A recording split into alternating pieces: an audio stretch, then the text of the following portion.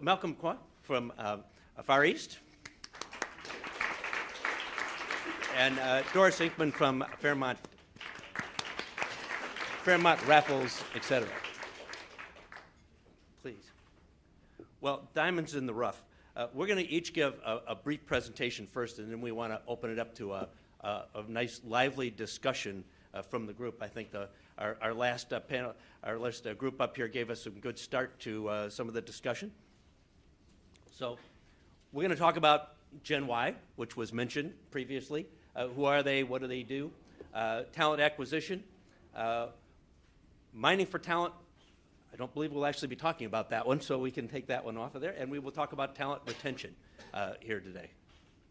So let me begin by talking about building this professional toolkit from communication with Gen Y. Something you should know, according to a recent study by STB and McKinsey, is in 10 years, 3 out of 4 of your employees are going to be from Gen Y. So why is an old guy like me up here talking about Gen Y? Well, you say, okay, I'm an academic. Well, yeah, maybe that's a part of it, but I was the oldest academic at Hong Kong Poly U when I was asked to teach the rest of the faculty about this. So I said, all right, I'm an ex-hotel sales guy, right? So you're all looking at that going, yeah, right, those sales guys don't know anything about numbers. So no, there's actually some secret to this formula here in terms of why I realized at that time why I got asked to do that. And the formula is, I was 25 years old when my oldest daughter was born. Now, if she had had my oldest granddaughter, Megan, when she was 24, that granddaughter today would be 18. So I'm grandpa. I'm no longer teaching my kids, I'm teaching my grandkids, and I think we all know we have a better relationship with our grandparents than with our parents, right? So that's my advantage. You know, I'm dealing with talking to my grandkids today and no longer my kids. So what have I learned in that process? You know, a few years ago I heard a human resource person, a regional human resource person in our industry talk about in the US context, one of the things we need to understand about Gen Y is they've never ridden a bike without a helmet. Now, that may not be as true here in Singapore, but that's my granddaughter, you know, with her helmet on. You know, they don't know anything because they've been protected by us over the years. So how do we build this toolkit? What have I learned in the academic aspect, and what do I learn from my Gen Y students on a regular basis?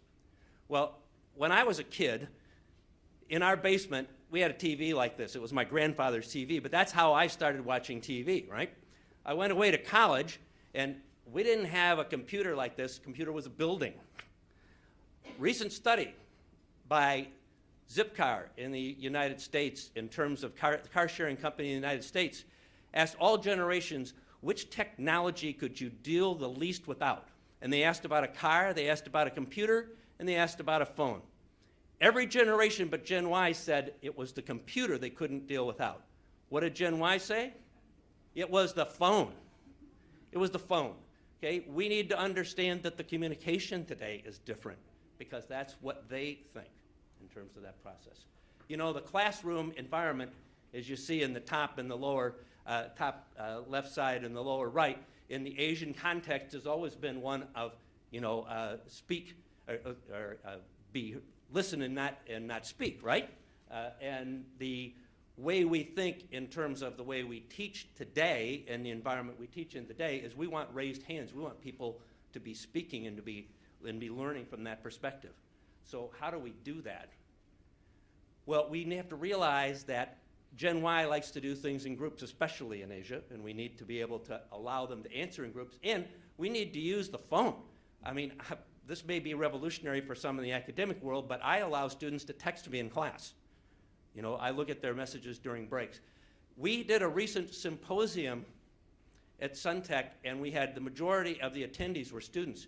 We asked for questions from the audience. We got one hand. We got 36 using Pigeonhole as an audience response. We had a difficult time, my colleague going through them had a difficult time sorting the questions out because we didn't have time for 36 questions. So that's the environment that they think in.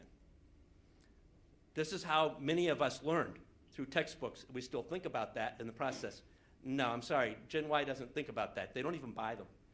Today they're reading them on their e-readers of different types, on their iPads, whatever it may be, and they're getting e-textbooks. When they communicate, this graph is really great. Where do they communicate? They're standing next to you and they're communicating via text. They're using their mobile phone in order to determine how they communicate with each other. This is the major aspect when we want to be able to think about it from an urgency standpoint, not face-to-face. These are the tools that they have. Anybody know what that top right orange one is?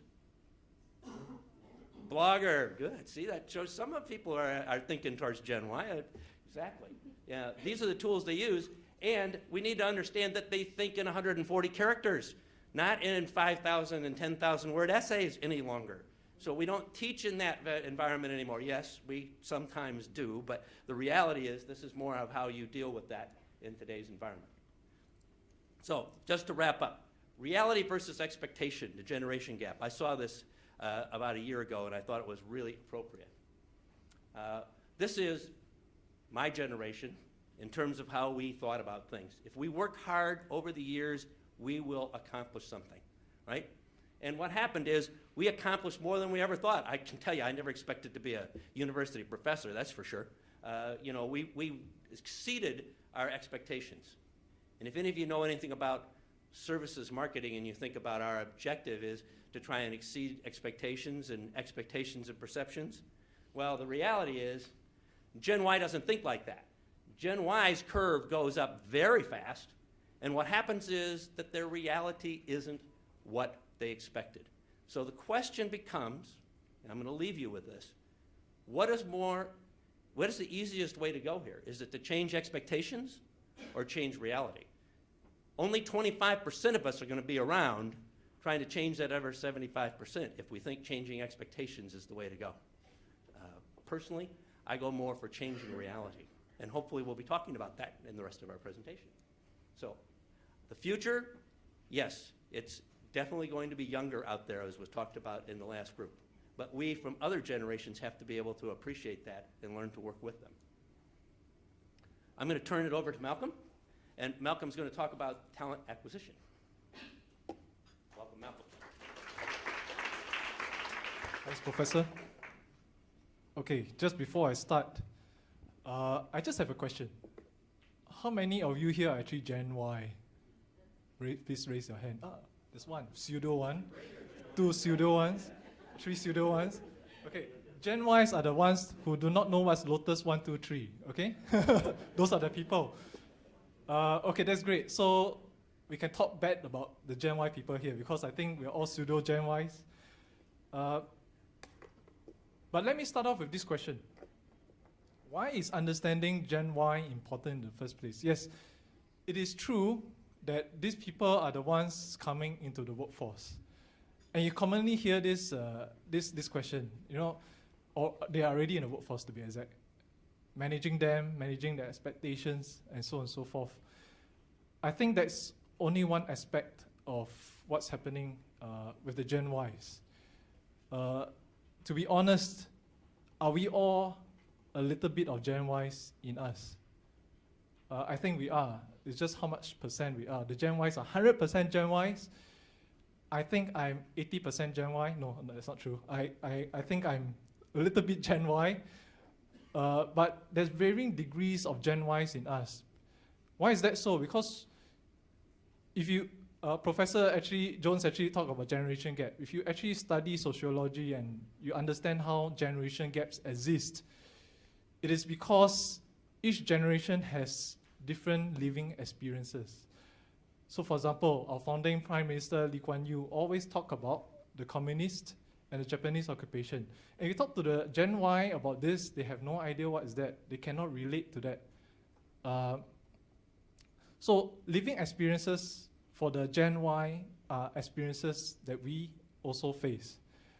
Now in that context, that means that the people that we are recruiting have changed. Because Gen Y's impact on the society is seismic, is significant. That's one. The second thing is the business environment has also changed. So when we talk about talent acquisition, we have to put this in context. That two things have changed. The people and the business have changed. So the question now is, to be more specific, has the context for revenue management changed? And this is a 1980s photo, obviously. And the question is revenue management for baby boomers. Okay, why 1980s? Because that's when revenue management was born. And if we talk today, we are talking about not even smartphones anymore, we're talking about wearables. That's how fast the world has changed. In fact, smartphones came about 7 years ago or 8 years ago. Within 8 years, we actually moved from a smartphone to a smartwatch. That's how fast technology has changed. Now, if we put things into context, has revenue management changed? Now, if you go to Google and you Google the latest trends of revenue management, you see things like, I'm very sorry to the rest of the presenters, but anyway, you see things like structure, you see things like total revenue management. And if you track back in Google, how long has these discussions been going on? Now, I track back, some discussions go back as far as 5 years, and we call that the latest trends of revenue management.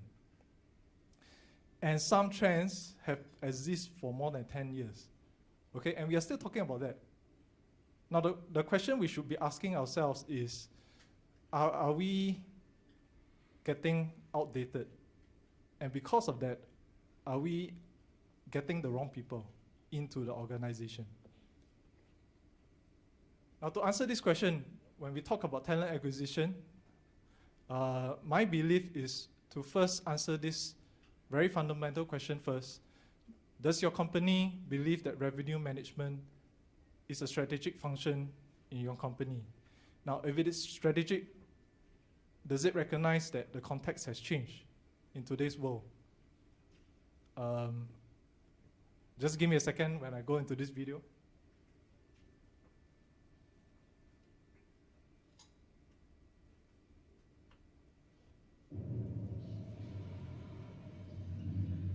This should help you remember everything. The numbers, Mason. What do they mean? Everything you know is wrong. Your life will be consumed by absolute loss. He doesn't need his own weapons. He's got ours. They'll always need men like us. Our greatest barrier is our own fear. Our own doubts. The only thing holding us back is how far we are willing to go. Okay, I showed this video for a few reasons.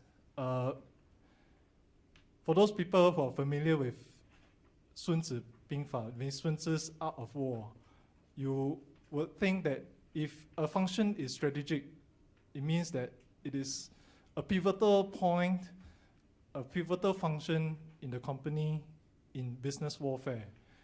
Now, if you go back to the video, can numbers be your weapon? Can men be your weapon? Can systems be your weapon? And what is holding us back is how far are we willing to go? Now, the question really we should be asking ourselves today is, what is the gap? What is the gap for us to reach where we want to go tomorrow? Now, when we talk about talent acquisition, the main thing you will hear from most companies is the vacancy gap. I just want to fill the vacant position. Or if I have a new property, I need to fill that vacant position as well. The question we should be asking ourselves, the most fundamental questions we'll be asking ourselves is there a strategic gap? Is there a strategic gap that will put me ahead of the curve versus the competitors using revenue management? Now, if you have identified how do you exactly do that, we can then talk about the talent. Now, let me give you specifics. Revenue management is about pricing, it's about inventory control, it's about distribution. all these are still relevant, but the question is how deep do we go into each of these functions? Okay? Now, with that, if you think that, okay, I need to go deeper, how can each of these functions be strategic in nature? Okay, you go the next step. If I can identify how I can be strategic in all of these functions, then what type of people do I need for each of these functions? I hear the previous presentations about structure.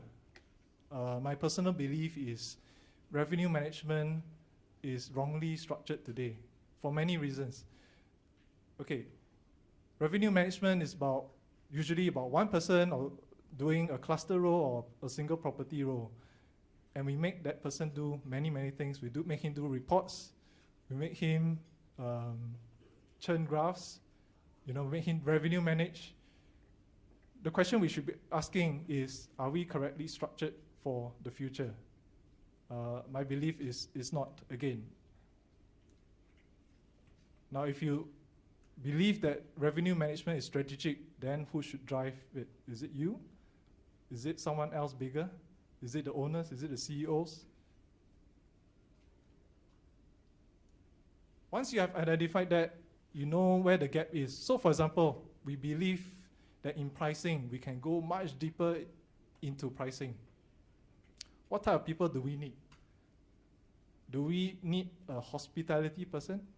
Do we need someone outside of this industry to give us new insights into pricing? Because there are lots of pricing people outside, but we tend to look inward, and because of that, we may somehow be insulated from new pricing models. So once you have that, you have talent identification processes for within, but most importantly, don't always look within, look outside as well.